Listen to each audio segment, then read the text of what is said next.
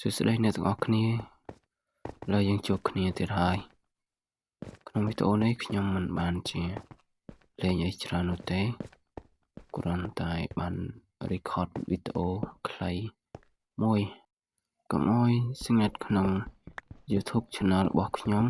វីដេអូក្រោយៗទៀតខ្ញុំអាចនឹងចេញវីដេអូរាងនាទីវែងជាងនេះផងដែរដើម្បីកុំអោយអ្នកទាំងអស់គ្នាមើលទៅវាខ្លីពេកក្នុងវីដេអូនេះខ្ញុំបានចូលខេវនិងដើររករ៉ែផ្សេងដើម្បីមកផ្គត់ផ្គង់ការខ្វះខាតរបស់ខ្ញុំមិនបានជា record អីច្រើននោះទេខ្ញុំបានចូលក្នុង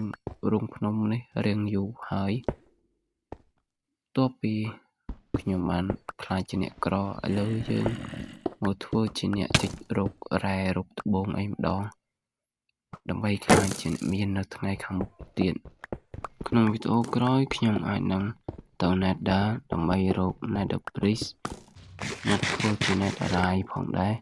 និងរកអីវ៉ាន់ផ្សេងមួយចំនួនទៀតដើម្បីយកមកផ្គត់ផ្គង់ការខ្វះខាតរបស់ខ្ញុំនេះវារៀងច្រើនតិចហើយនេះខ្ញុំបានចូលលេងជាមួយមិត្តភក្តិរបស់ខ្ញុំក៏បានចូលក្នុងរូងភ្នំនេះផងដែរនៅខាងនោះគឺមិត្តភក្តិរបស់ខ្ញុំបានរករ៉ែរកអីដែរជាមួយខ្ញុំយើងបានបែងចែកកន្លែងខ្លះដើម្បីដើររកផ្សេងគ្នាមិនអាចដាក់ជាមួយគ្នាទេវីដេអូនេះរៀងខ្លីបន្តិចហើយយើងអាចនឹងជួបគ្នានៅវីដេអូក្រោយបន្តទៀតខ្ញុំនឹងធ្វើវីដេអូរៀងយូរជាងនេះបន្តិចទៀតអ្នកទាំងអស់គ្នាជួបគ្នានៅវីដេអូបន្តទៀតបាយ